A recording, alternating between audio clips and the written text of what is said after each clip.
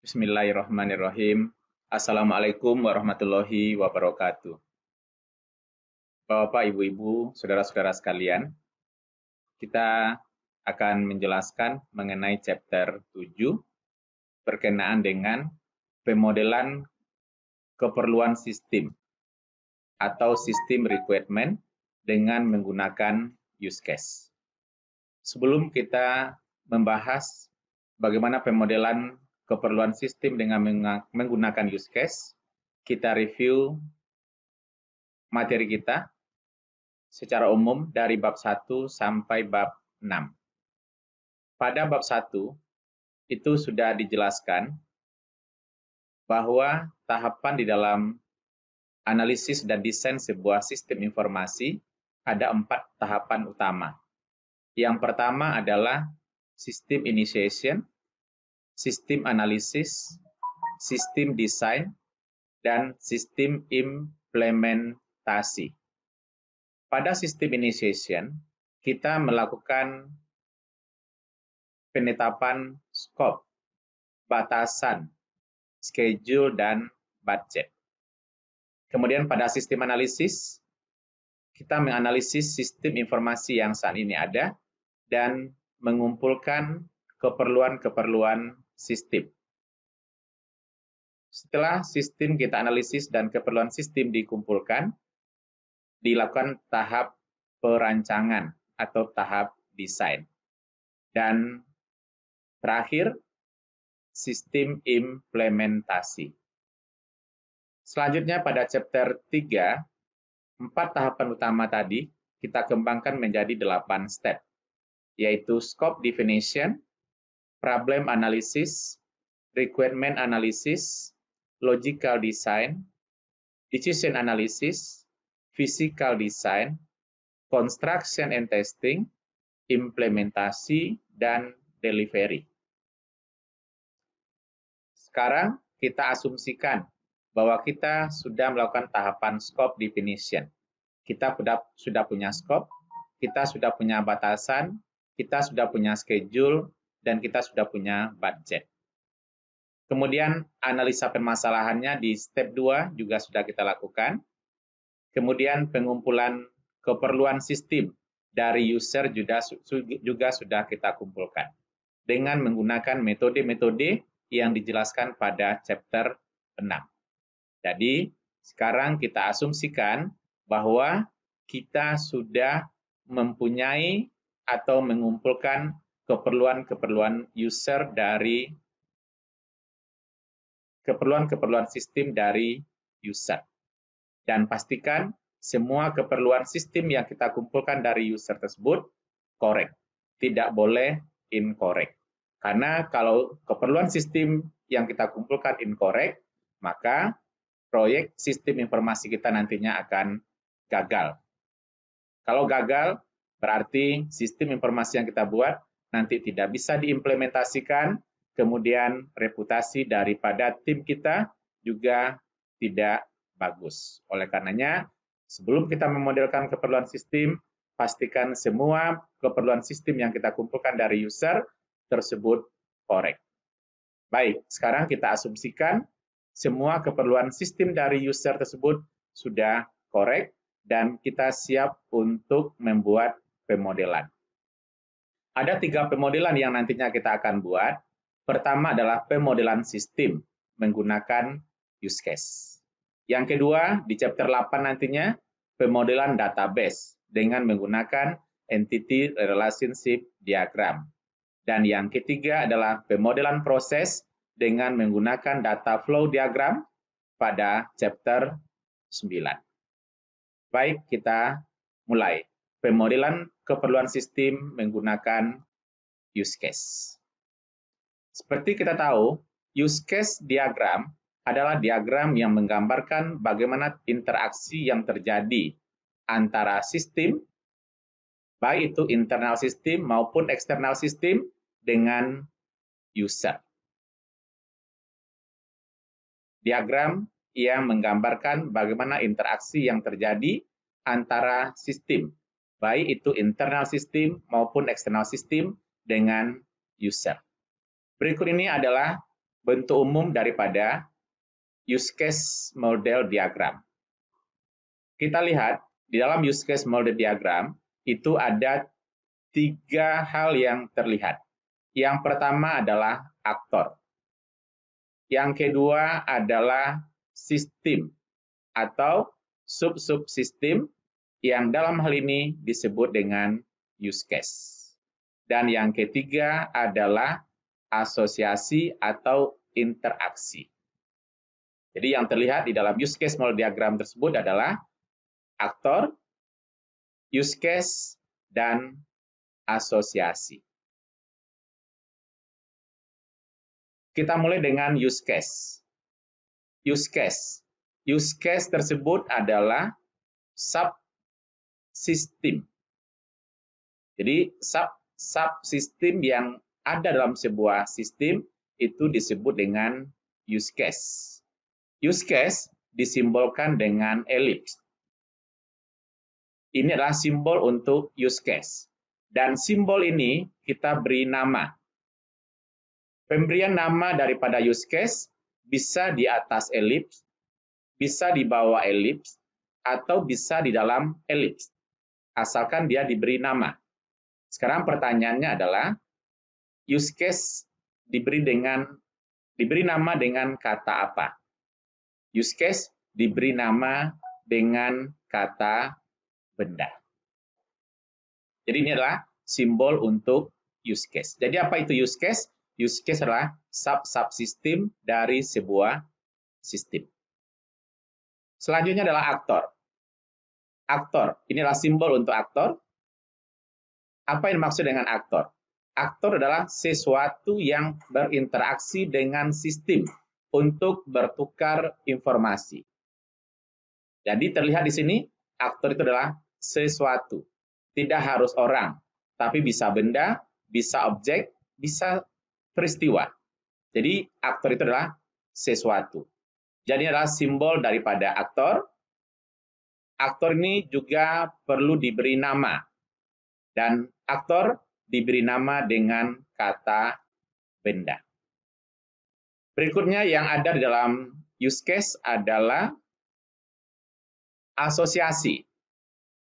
Jadi adalah simbol untuk asosiasi.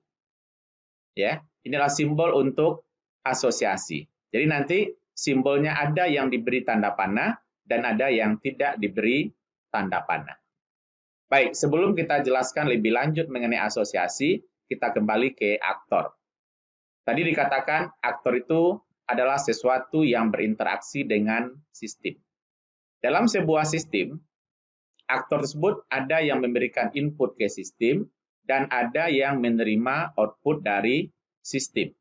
Atau ada juga dia itu hanya yang menerima saja. Atau ada juga yang hanya dia merespon. Berdasarkan hal itu, di dalam use case model diagram, aktor dikategorikan atau dibagi dalam 4 tipe. Yang pertama disebut dengan primary business actor. Primary business actor. Primary business actor adalah aktor yang menerima output dari pengeksekusian sebuah use case. Jadi saya ulang, primary business actor adalah aktor yang fungsinya dalam sistem adalah menerima hasil pengeksekusian daripada sebuah use case. Sementara kalau use case tersebut memberikan input ke sistem, maka dia disebut dengan primary system. Kemudian ada pula external server. Kalau external server, aktor tersebut hanya merespon saja. Ya, misalkan aktor pimpinan, dia hanya memvalidasi atau memverifikasi. Kemudian external receiver actor, di mana aktor tersebut dalam sebuah sistem, dia hanya menerima output dari sistem. Dan dia tidak ada memberikan input ke sistem. Jadi saya ulang, primary business actor itu artinya adalah aktor tersebut dalam sistem dia menerima output dari hasil pengeksekusian. Sementara primary system adalah memberikan input ke sistem. External server dia hanya menerima, hanya merespon, Sementara external reserver, dia dalam sebuah sistem, aktor tersebut hanya menerima. Kita lihat contoh. Kita lihat contoh di konteks diagram ini. Nah, ini ya. Misalnya club member. Pada club member, di sini dia hanya ada memberi. Nah, dia ada memberi. Kalau dia memberikan input ke sistem, pada saat aktor club member memberi input ke sistem, maka dia berperan sebagai primary system. Sementara pada saat dia menerima, dia berperan sebagai primary business. Dan yang external receiver mana? Seperti ini. Ya, di dalam sistem kita melihat dia ini hanya menerima. Dia tidak ada memberikan input masukan ke sistem. Ya, jadi aktor dalam use case ada yang primary business, primary system, external server, dan juga external receiver. Itu yang pertama berkenaan dengan aktor. Berikutnya kita masuk ke asosiasi. Asosiasi adalah relasi antara aktor dan use case. Bagaimana interaksi yang terjadi antara aktor dan use case. Jadi asosiasi adalah relasi yang terjadi antara aktor dan use case yang memperlihatkan bagaimana interaksi yang terjadi antara aktor dengan use case. Simbolnya adalah solid line, ya. Simbolnya adalah solid line. Namun di sini ada dua tipe. Ada solid line yang diberi tanda panah dan ada solid line yang tidak diberi tanda panah. Ini bedanya apa? Solid line yang diberi tanda panah ini artinya aktor tersebut memberikan input ke use case. Jadi dalam hal ini club member memberikan input ke sub use case place new member order. Kemudian yang tidak pakai tanda panah, ini artinya aktor tersebut menerima output dari sistem. Kembali kita ke definisi aktor tadi. Club member di sini berarti dia berperan sebagai primary system. Karena dia memberikan input ke use case. Sementara distribution center, karena dia menerima, maka dia berperan sebagai primary business actor. Aktor dan asosiasi. Sudah dua hal yang kita jelaskan. Sekarang kita masuk ke use case. Oke. Use case seperti yang kita jelaskan tadi, use case itu adalah sub-system yang ada di dalam sebuah sistem dan dia disimbolkan dengan elips. Ya, dia disimbolkan dengan elips. Use case juga ada 4 pembagiannya atau tipe bentuk-bentuk daripada use case. Ada yang disebut dengan extension use case, ada yang disebut dengan abstract use case, ada yang disebut dengan depends on use case, dan ada yang disebut dengan inheritance use case. Jadi ada extension, ada abstract, ada depends on, dan ada inheritance. Oke, kita mulai dengan extension use case. Extend itu artinya adalah memperlebar. Jadi apa yang dimaksud dengan extension use case? Ya, apa yang dimaksud dengan extension use case? Extension use case adalah sebuah use case yang kita pecah menjadi beberapa sub use case. Jadi sebuah use case yang kompleks dibagi ke dalam use case yang lebih simple. Sebagai contoh, di dalam sistem kita terdiri daripada use case A, B, dan C.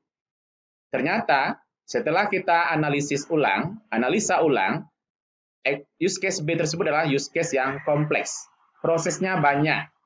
Oke, karena prosesnya use case B tersebut kompleks, maka use case B tersebut kita pecah menjadi use case B1 dan use case B2. Jadi kalau terjadi pemecahan dari satu use case yang kompleks menjadi use case yang lebih simpel, maka use case tersebut digolongkan atau dikategorikan sebagai extension use case. Kemudian bagaimana menggambarkannya? Ya, bagaimana menggambarkannya? Menggambarkan use case extension tersebut, dia digambarkan dengan menggunakan garis tanda panah yang dimulai dari extension use case diarahkan kepada use case yang di-extend.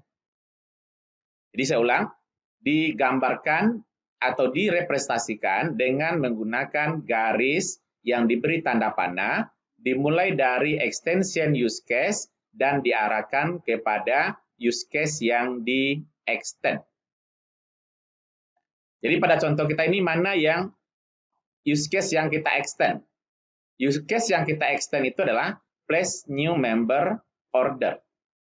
Ya, place new member order karena dia mempunyai proses yang kompleks, dia dipecah menjadi use case generate warehouse packing order dan calculate order subtotal dan sales tax.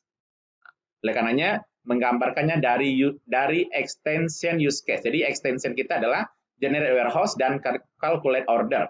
Jadi ini adalah pemecahannya. Oleh karenanya dia digambarkan dari pemecahannya dari extension use case diarahkan kepada use case yang di-extend, kemudian dia dilabelkan dengan kata-kata extend. Jadi yang awalnya adalah place new member order, dipecah menjadi generate warehouse dan calculate order. Kalau terjadi hal yang seperti ini, maka penggambarannya dilakukan atau dilabelkan dengan menggunakan kata-kata extend.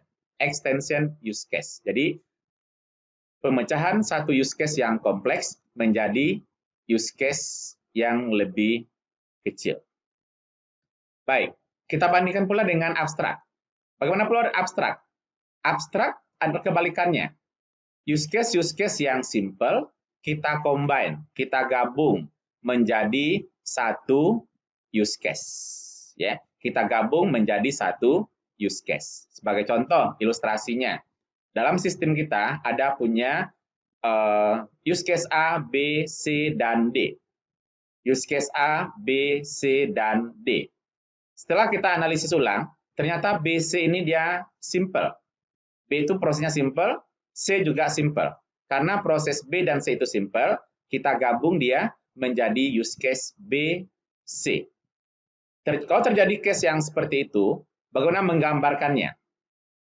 Menggambarkannya dengan menggunakan garis tanda panah, dimulai dari original use case dan diarahkan ke use case yang digabung. Dimulai dari use case original dan diarahkan ke use case yang hasil penggabungan atau abstrak use case-nya. Seperti ini. Dengan menggunakan garis tanda panah, dimulai dari use case original ke use case abstraknya. Kemudian dilabelkan dengan kata-kata use atau include. Jadi, saya ulang, abstrak use case adalah beberapa use case yang simple, kita gabung menjadi satu use case. Berikutnya ada depends on use case. Depends on, berarti ini artinya adalah ketergantungan. Di mana sebuah use case dapat diproses kalau use case yang lainnya sudah diproses. Jadi dia punya ketergantungan. Sebagai contoh, kita mau mendapatkan C. Use case C bisa diproses kalau B sudah diproses. B bisa diproses kalau A juga sudah diproses. Bagaimana menggambarkannya? Menggambarkannya dengan menggunakan garis tanda panah, kemudian dilabelkan dengan kata-kata depends on. Jadi yang pertama adalah establish bank account, buka dulu rekening. Kemudian kita buat deposit. Dan setelah buat deposit, baru kita bisa melakukan proses penarikan. Jadi proses penarikan dapat dilakukan kalau sudah melakukan deposit. Membuat deposit dapat dilakukan kalau kita sudah buka bank account atau kita sudah buka rekening. Jadi proses antara satu use case dengan use case yang lain itu saling berkaitan dan dia dilabelkan dengan kata-kata depends on. Berikutnya adalah inheritance. Inheritance, ya. Saudara tahu apa itu inheritance? Inheritance itu adalah pewarisan. Nah, apa yang dimaksud dengan pewarisan di sini dan kenapa inheritance ini terjadi? Ya. Kita bisa lihat dari gambar ini. Ini adalah sebelum ini case yang saat ini ada. Kemudian setelah dianalisis, ternyata ini tidak dibenarkan. Kenapa tidak dibenarkan? Ya, terlihat di sini untuk mengakses use case search library inventory ini dilakukan oleh visitor and patron. Jadi ini meragukan siapa sebenarnya yang mengakses ke use case search library inventory. Karena ini meragukan, ya, apakah visitor atau patron, karena ini meragukan, maka ini kita harus berikan solusinya. Bagaimana solusinya? Solusinya adalah kita membentuk sebuah abstrak aktor. Pada contoh ini, kita misalkan customer. Ya, maka relasi antara patron dengan customer ini yang disebut dengan relasi inheritance. Jadi pewarisan yang tadinya dilakukan oleh dua aktor yang berbeda untuk mengakses satu use case yang sama, maka caranya adalah kita membentuk sebuah abstrak aktor. Jadi diwariskan untuk case ini diwariskan kepada aktor customer.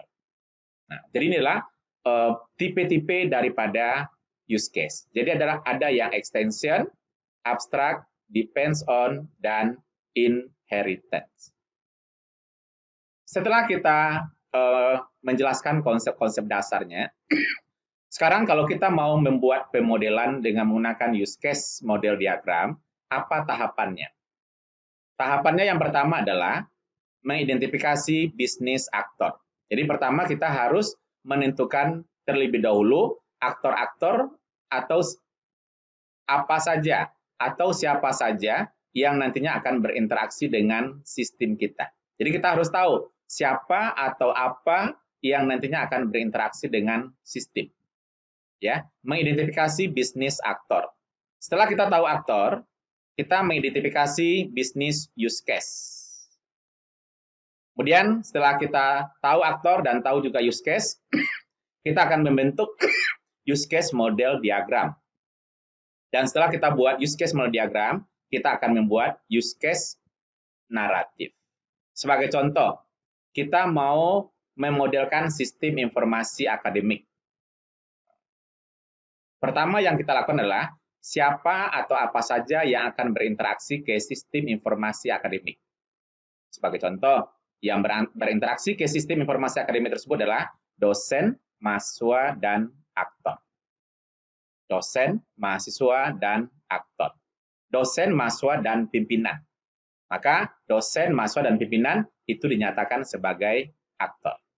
Dan setelah kita tahu aktor, kita menentukan use case. Use case adalah pekerjaan-pekerjaan yang dilakukan oleh aktor. Sebagai contoh, mahasiswa. Apa pekerjaan yang dilakukannya ke sistem? Sebagai contoh adalah mengentry KRS, melihat nilai. Kalau dosen, mengentry absen, mengentry nilai, dan sebagainya. Kemudian setelah kita tahu aktor dan use case, kita buat use case model diagram, dan berikutnya kita buat use case naratif. Sekarang bagaimana menentukan aktor? Untuk menentukan aktor, kita bisa dibantu dengan menjawab beberapa pertanyaan berikut. Siapa atau apa yang memberikan input ke sistem? Siapa atau apa yang memberikan input ke sistem? Siapa atau apa yang menerima output dari sistem? Siapa yang memaintain informasi-informasi yang ada dalam sebuah sistem? Jadi ini adalah beberapa pertanyaan yang bisa kita gunakan dalam menentukan aktor. Berikutnya, mengidentifikasi bisnis use case. Menentukan use case. Bagaimana cara menentukan use case? Kita bisa dibantu dengan menjawab beberapa pertanyaan berikut. Sebagai contoh, apa tugas utama dari aktor? Informasi apa yang diperlukan oleh aktor dari sistem? Atau informasi apa saja yang disediakan oleh aktor ke sistem? Jadi ini adalah beberapa pertanyaan-pertanyaan yang bisa kita gunakan untuk menentukan use case. Setelah kita menentukan aktor dan menentukan use case, kita sebelum menggambarkan dalam bentuk use case model diagram, kita juga bisa gambarkan di dalam bentuk konteks diagram. Ya, seperti yang kita sudah tahu, di dalam konteks diagram itu hanya ada satu main proses atau hanya ada satu proses utama. Kita bisa gambarkan dalam sistem informasi kita ini aktor-aktor apa saja yang terlibat dan bagaimana peranannya. Apakah dia memberikan input ke sistem atau dia menerima output dari sistem. Kalau dia memberikan input ke sistem, tadi dikatakan adalah sebagai primary business actor, sementara kalau dia menerima dari sistem, dia disebut dengan primary system actor. Jadi setelah kita tentukan aktor, kita tentukan use case, terlebih dahulu kita gambarkan dalam bentuk konteks diagram. Berikutnya, baru kita gambarkan dia dalam bentuk use case model diagram. Nah, pada use case model diagram, seperti yang saya jelaskan di awal tadi, aktornya harus terlihat, sub-subsistemnya harus terlihat, kemudian bagaimana interaksi yang terjadi antara aktor dengan sistem tersebut. Jadi inilah bentuk umum daripada use case model diagram. Dan setelah use case model diagram dibuat, berikutnya adalah kita dokumenkan. Bagaimana kita mendokumentasikannya? Kita membuat use case naratif. Masing-masing use case itu kita buatkan use case naratifnya. Bagaimana bentuk umum daripada use case naratif? Jadi inilah bentuk umum daripada use case naratif. Jadi setiap use case yang ada, nanti kita buatkan use case naratifnya. Misalnya use case name, place new order. Primary business aktornya club member. Kemudian aktor lain yang berpartisipasi yang berinteraksi dengan place new order seperti contoh warehouse. Kemudian description-nya. Sebagai contoh deskripsinya adalah use case ini menggambarkan event dari club member yang mensubmit bla bla dan seterusnya. Jadi inilah bentuk umum daripada use case naratif. Atau untuk yang lebih detailnya kita juga bisa buatkan dalam bentuk lainnya, ya. Di mana di sini bagaimana interaksi-interaksi yang terjadi itu bisa kita gambarkan dalam use case naratif. Jadi demikian yang saya jelaskan untuk chapter 7 yang berkaitan dengan pemodelan keperluan sistem dengan menggunakan use case naratif. Ya, jadi saya ulang, penggambaran atau pemodelan keperluan sistem dengan menggunakan use case naratif itu memperlihatkan bagaimana interaksi yang terjadi antara aktor dengan sistem. Yang terlihat itu hanya 3, aktor, use case, dan bagaimana interaksi yang terjadi antara aktor dengan sistem. Aktor ada beberapa tipe seperti yang saya jelaskan tadi. Ada yang disebut dengan primary business actor, primary system actor, external server actor, external receiver actor. Kemudian use case ada yang extension use case, abstract use case, depends on use case, dan inheritance use case. Dan tahapan di dalam melakukan pemodelan use case model diagram itu ada 4 tadi. Yang pertama adalah menentukan aktor. Jadi aktor yang pertama yang kita tentukan. Kemudian setelah kita tahu aktor atau apa-apa saja yang berinteraksi dengan sistem, baru kita identifikasi pekerjaan-pekerjaan atau use case. Setelah kita tahu aktor dan use case, baru kita gambarkan dalam bentuk use case model diagram. Dan setelah kita gambarkan dalam use case model diagram, kita dokumentasikan dengan menggunakan use case naratif. Baik Bapak Ibu, demikian penjelasan mengenai use case model diagram yang bisa kita gunakan untuk melakukan pemodelan keperluan daripada